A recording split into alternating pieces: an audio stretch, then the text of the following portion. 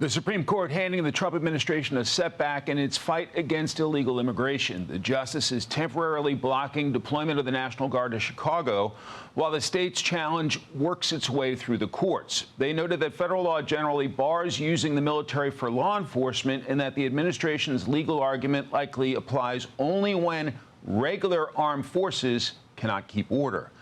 The National Guard is in Washington, D.C., Memphis, and L.A. with plans for Chicago and Portland, Oregon, the latest city where the Guard's deployed, New Orleans. Louisiana Governor Jeff Landry is all for it. They will be there for New Year's Eve, and they're going to be there for a deployment through February, which we desperately need. Look, we know how to make cities safe, and the National Guard complements cities that are having high crime problems. Look at what the president's done in Washington, D.C.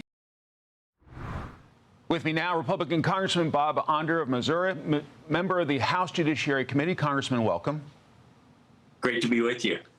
So Governor Landry sounds grateful. Should other elected officials be thankful if federal resources help them protect and serve their communities? Well, they absolutely should be.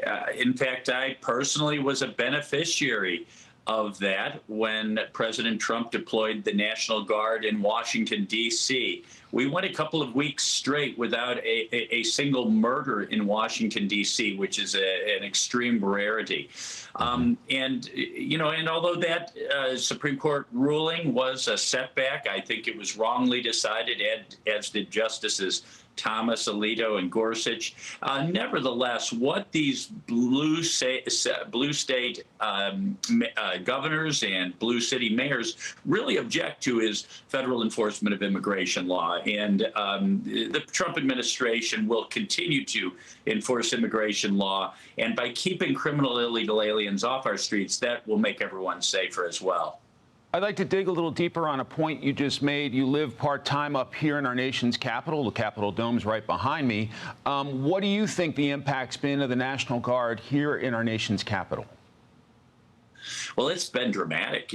We've really seen unprecedented low levels of crime. Not only violent crime, but property crimes. Some of my staff live in the Navy Yard area, where every single Friday night there would be a flash mob in the CVS. They were keeping toothpaste locked up in glass cabinets because of shoplifting and mass organized retail theft.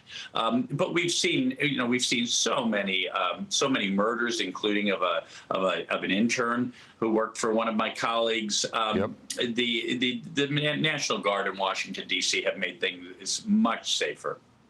Congressman, Ohio Democratic Congresswoman Joyce Beatty has filed a federal lawsuit against the Trump administration for renaming the Kennedy Center the Trump Kennedy Center.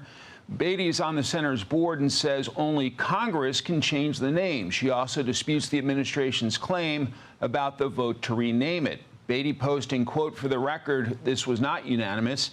I was muted on the call and not allowed to speak or voice my opposition to the move. Also, for the record, this was not on the agenda. This was not consensus. This is censorship." Trump Kennedy Center President Rick Grenell responding, quote, "You are a non-voting ex officio member. All ex officio members never get to vote. The president's taken a special interest in the center in his second term." Great.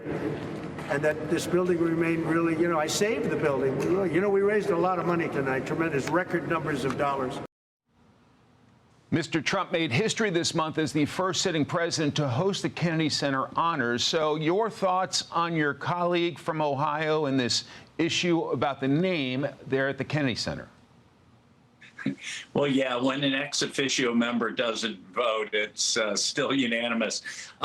Look, I believe the Trump Kennedy Center is the new name. The board did have every power to change that name. President Trump, as said, has taken unprecedented interest in the Kennedy Center, not only working on fixing decaying infrastructure and deferred maintenance, but also fixing the mission of the Kennedy Center. Look, the center had become more focused on DEI and transgender story hour, and less on its original mission of American culture, the greatest of Western culture, Mozart and Sound of Music, not as opposed to the woke programming.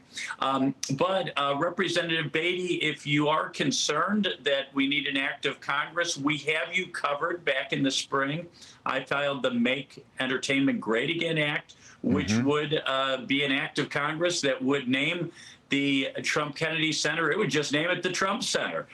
So I hope she'll support my efforts there. Have you had conversations with leadership about that proposed legislation to, in fact, have Congress make it permanent? You know, I have not lately. I, of course, filed the bill some time ago. I think back in early May, and now that it's become an issue, I think it's maybe time we move that bill. Congressman Bob Onder, the great state of Missouri, thank you so much for your time, sir. Great to see you. Thank you. Merry Christmas. Hey everyone, I'm Emily Campagno. Catch me and my co-hosts Harris Faulkner and Kaylee McEnany on Outnumbered every weekday at 12 p.m. Eastern, or set your DVR. Also, don't forget to subscribe to the Fox News YouTube page for daily highlights.